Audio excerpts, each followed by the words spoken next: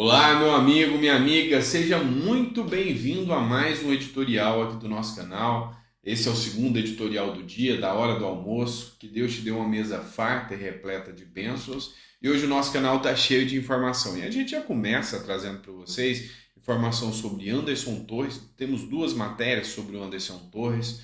Vamos falar de uma grande derrota do governo Lula em relação aos evangélicos e a gente vai comentar um pouco com vocês. Enfim, muita coisa importante que a gente vai discutir aqui. Então sejam todos bem-vindos. É sempre um prazer ter vocês aqui. E a gente já começa de matéria.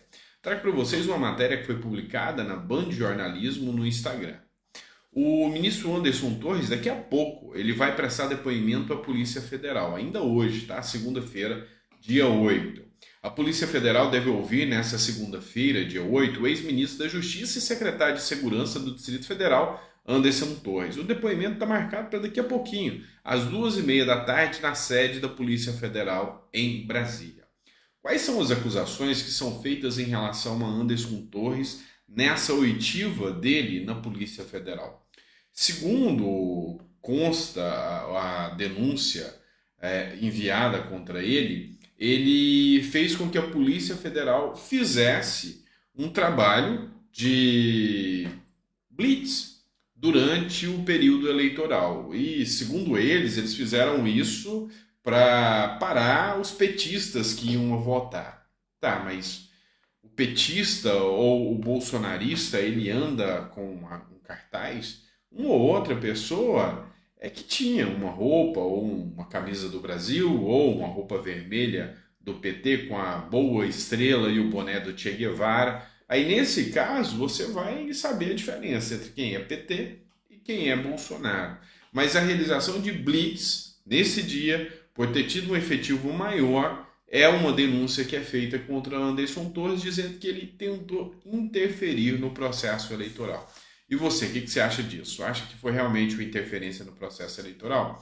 A gente sabe que as narrativas vão ser utilizadas e muitas para tentar achar qualquer reflexo aqui que possa trazer a manutenção de Anderson Torres na prisão, mas a busca não é Anderson Torres. Vocês sabem muito bem que a busca é Bolsonaro, é uma declaração já que foi feita pelo TSE, pelo STF, pelo governo federal Lula contra o ex-presidente Jair Messias Bolsonaro. Vivemos tempos difíceis na política, onde outrora isso era considerado crime, hoje é considerado o novo normal, né? Pelo menos para quem é de esquerda, né? Porque se fosse Bolsonaro perseguindo seus opositores, como o governo Lula faz e como o judiciário vem fazendo, com certeza a coisa é um tanto quanto diferente.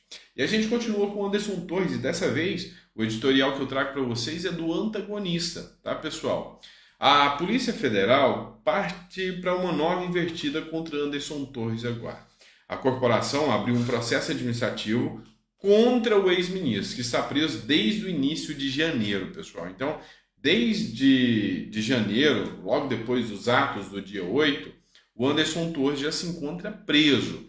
E agora, mais uma investida contra ele. E, por coincidência, logo depois da ida dos senadores ao lugar onde ele está preso, né, lá dentro do batalhão da Polícia Militar, e agora a invertida é perda de salário. A Polícia Federal abriu um processo administrativo que deverá resultar no corte de salário que o ex-ministro da Justiça Anderson Torres ainda recebe. Foi uma informação trazida pelo Globo, reverberada aqui pelo O Antagonista.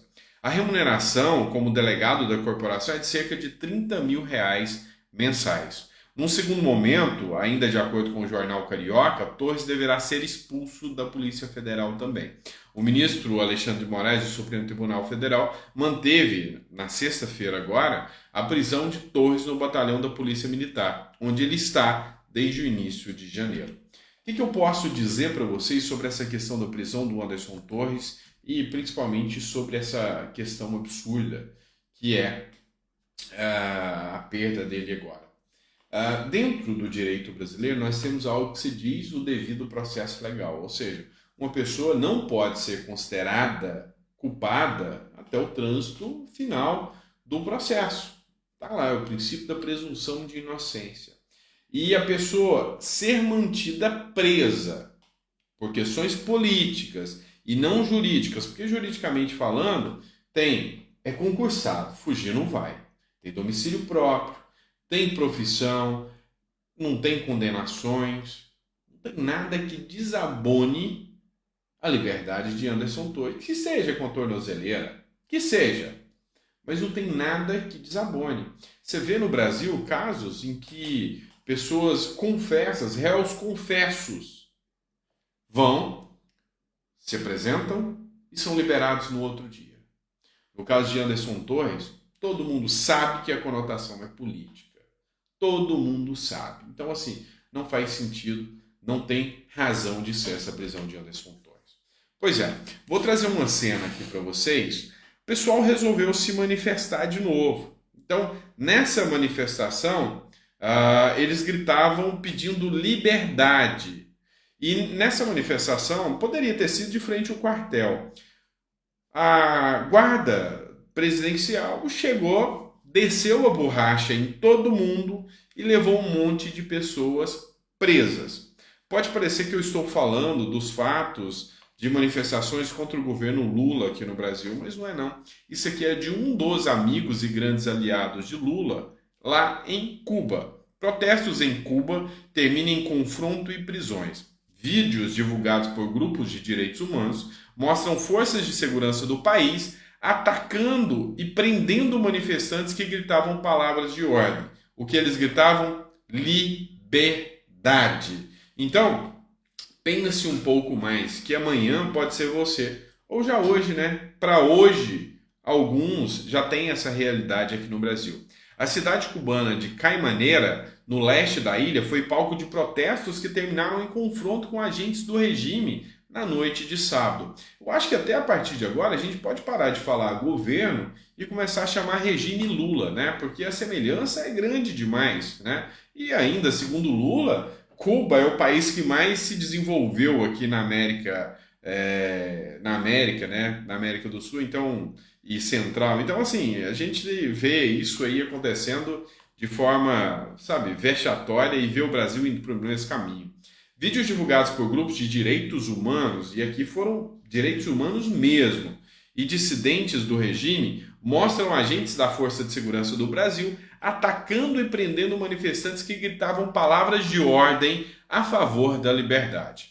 A ONG Anistia Internacional compartilhou relatos nas redes sociais e afirmou que as forças violentas do líder cubano Miguel Díaz-Canel faz a única coisa que sabe: reprimir o povo e violar direitos humanos. Pois bem, isso é Cuba, mas parece Brasil. Pedimos às autoridades que respeitem e garantam o direito de protesto. Será que aqui no Brasil nós temos ainda livre o direito de protesto? Será que nós temos hoje a liberdade de protestar contra o regime? Será que nós temos hoje essa manifestação de liberdade? Tenho certeza que não. Segundo ativistas e jornalista Yeri Curbelo, pelo menos 5 pessoas foram detidas. Ele afirmou que os manifestantes foram confrontados por agentes dos Boinas Negras. Aqui no Brasil não deveria se chamar, ou não é Boinas Negras, né? Aqui deveria ser Togas Negras, que fazem esse trabalho de repressão aí contra o povo. Forças especiais de elite das Forças Armadas Revolucionárias Cubanas e pelos Boinas Vermelhas. Aqui no Brasil também tem os Boinas Vermelhas ali controlados pelo senhor Flávio Dino, né? Da Tropa de Prevenção do Exército. Esse é o Cuba, né? Não é o Brasil. Eu ia falar que era o Brasil, mas é porque as semelhanças estão começando a ficar gritantes. Bora aqui na última pauta aqui, mas não menos importante. O deputado federal Rodrigo Valadares fez uma postagem onde ele chama Lula de verdadeiro satanás. Lula não dá sinais de aproximação com evangélicos e tem rejeição puxada pelo segmento. Essa matéria aqui foi publicada no Estadão, né? Que Lula não dá sinais de aproximação com os evangélicos, tem uma rejeição muito grande. Lembrando que evangélicos são 70% da população brasileira, os cristãos como um todo. Então Lula não apresenta qualquer tipo de aproximação, seja com católicos e evangélicos também. Tá? Os católicos também têm uma grande rejeição em relação ao governo Lula. O Hélio Lopes, ou mais conhecido como Hélio Negão, que também é deputado federal, também fez uma postagem em suas redes sociais e escreveu: Governo do povo, qual a sua opinião? E eu queria que você deixasse realmente sua opinião.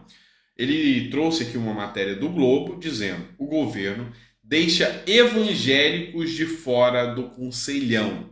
Ou seja, tem um conselho de administração que foi convocado por Lula, onde ele colocou representantes de algumas religiões, inclusive de matrizes africanas. Ele colocou influenciadores, Felipe Neto, ele colocou o padre Júlio Lancelotti, mas os evangélicos ficaram de fora desse conselhão.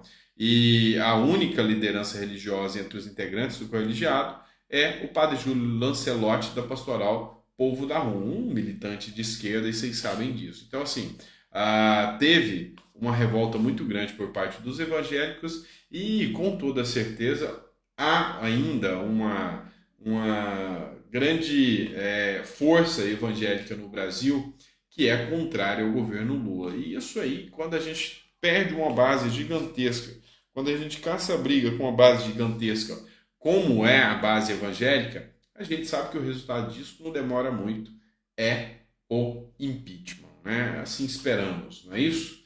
Pois bem, pessoal, muito obrigado por ter ficado até o final do vídeo. É sempre um prazer poder estar aqui com você, discutindo as nossas pautas, falando um pouco mais sobre política e entendendo o que está acontecendo no nosso Brasil, tá certo?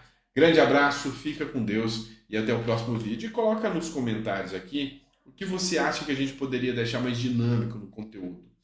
Que tal lives, um jornal para a gente corroborar com o conteúdo aqui? Coloca no comentário o que a gente pode fazer para aprimorar o canal, para deixar ele mais preparado para você, tá bom? Grande abraço, fica com Deus e até o próximo vídeo.